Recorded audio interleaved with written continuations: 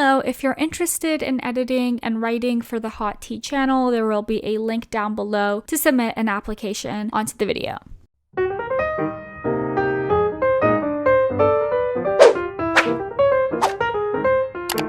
Hey guys, and welcome back to my channel.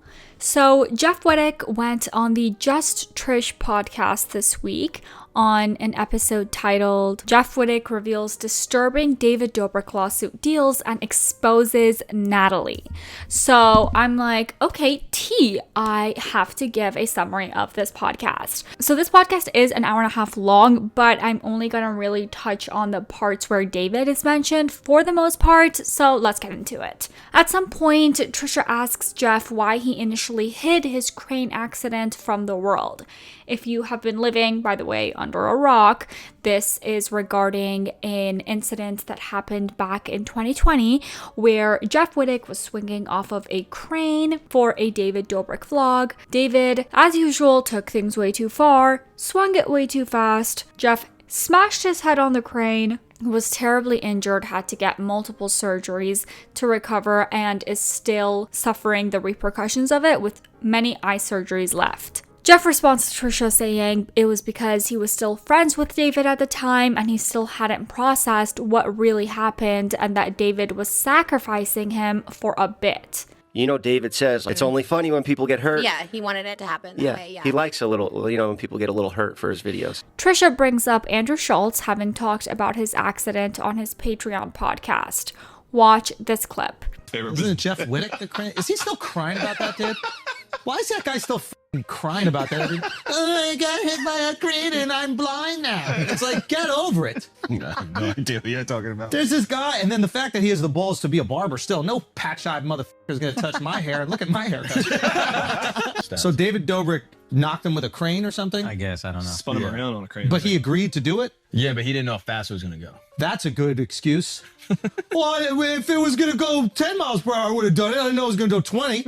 You knew you were going to do some dumb, dangerous shit, and then something bad happened. Yeah. The only reason we're watching is because we hope something bad happens. I really don't think that's the case, at least not for me, and probably any other human being who's not a psychopath. When somebody's on a crane, you're not going, man, I hope they abide by all the rules and regulations of this thing. Yeah. As a law student, I actually kind of did.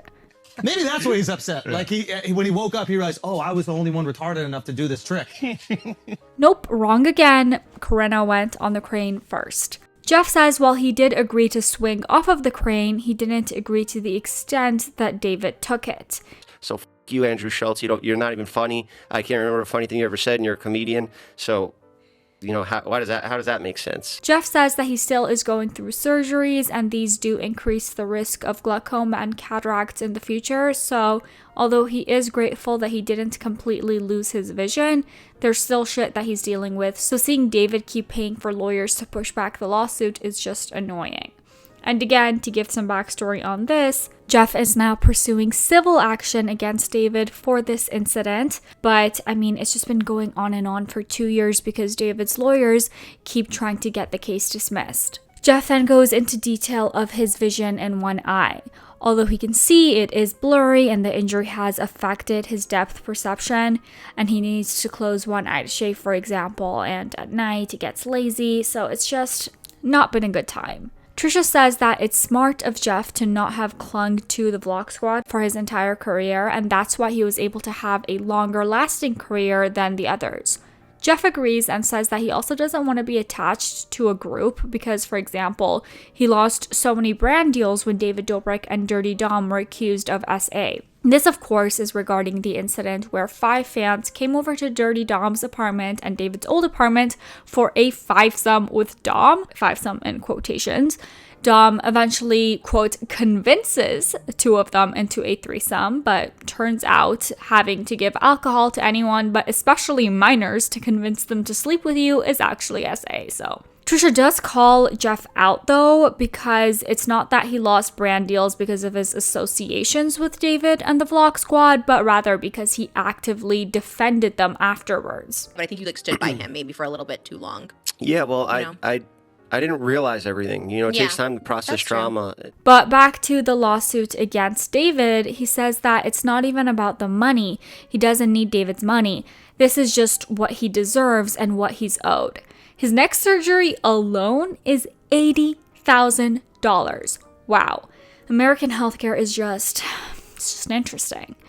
But I feel like he just wants this big trial moment where he gets to speak his truth and see David finally being held accountable. Trisha asks if Jeff ever sees Todd and Scott from the Vlog Squad. Jeff says Scott has always been nothing but nice to him, but realistically, they have to do what they have to do. They don't really have the confidence to be able to venture off on their own without David, and he does understand that. At some point, and absolutely out of nowhere, Trisha brings up an incident where Jeff was making fun of her in the past for not having sold out her show on tour.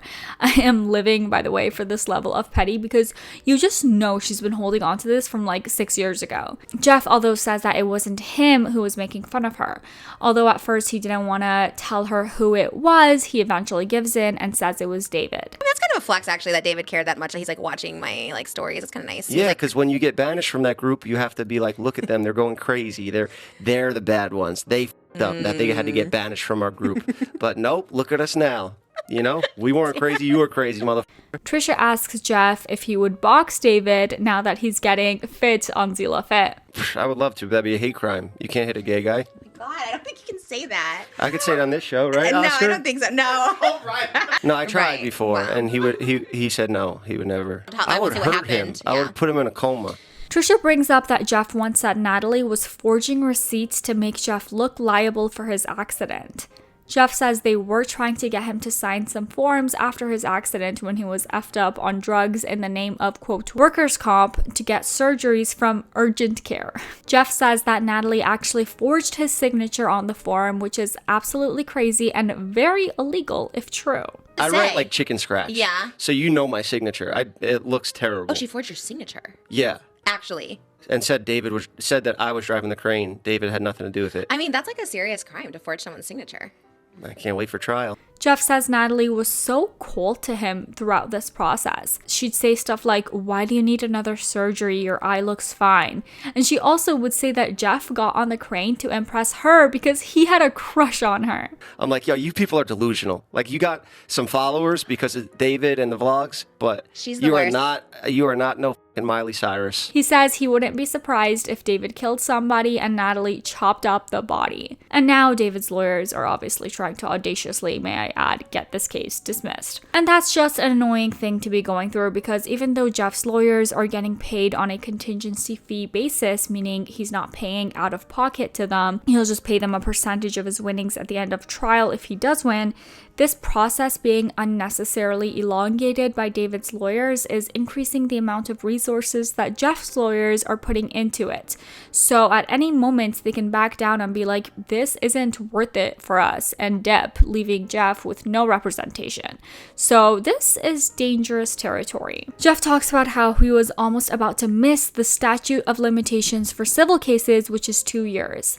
And it was actually the podcast that David put out being like, Jeff is crazy and always pushes things so far, which ticked Jeff off, and he decided to start the civil suit and just meet the statute of limitations. He also credits Trisha for having pushed him into taking legal action against David. Trisha brings up the fact that it's been exactly 4 years since his accident. Jeff says that he's come a long way since then, but it also feels like his life has been paused from that moment on. Trisha asks if he would change anything. Jeff says that he would obviously take back the crane to the head, but it did help him see everyone's true colors, which may have never otherwise happened. Extreme side note, he also says that he made around $100,000 off of Snapchat in the few months that he was doing it, but he stopped doing it because he wasn't proud of the work. Plus, he called the money, quote, blood money because they were also sponsoring David Dobrik after all of the news about him being a terrible person came out. He also doesn't like the fact that you need to clickbait with like female bodies in there to get views from literal children. So gross. So, I hate them. like, it's all kids seeing Corinna's ass and tits, and like, how are you gonna exploit your girlfriend or wife? Yeah, that's for the dick. like a little extra clicks and AdSense from Snapchat? It always felt a little like dirty, scummy. And then he goes on to talk about how David couldn't exploit his own body because he doesn't even take his shirt off when he's having sex. He's so petty. I love it. You don't know that he has sex. True. I feel true. like he doesn't. I feel like he said that. Like he's kind of asexual. I don't know. I'm not talking about sexuality. That was but- when he was with Liza. He wouldn't take off his shirt because he's like insecure about it. yeah, I mean, and then he would put his pee-pee through the hole in his underwear. Oscar chimes in saying David's actually been looking pretty good lately, and this was absolutely not what Jeff and Trisha wanted to hear. He needs to go to Turkey and get a hair surgery already. Well, he's what are you close. doing with that money? He got his hat, but he's looking a little bit. So is he going to keep the hat on and the shirt and put his through the hole in his underwear while he has sex with you, Oscar? Moving on, Trisha brings up Tana Mojo and why Jeff has been silent about the Cody Co situation. If you're not up to date with that, Tana Mojo recently confirmed on tour that 25-year-old Cody Co slept with 17-year-old Tana back in the day. Jeff says he did a whole segment about it on his podcast. He knows that Tana is not traumatized by it, even though she knows that she was a victim.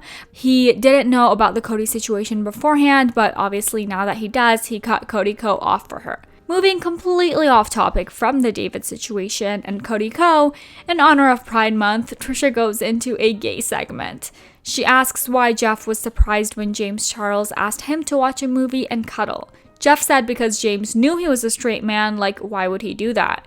Trisha says in James's defense, she watched the videos that James and Jeff made together back in the day and Jeff was very flirty. I agree.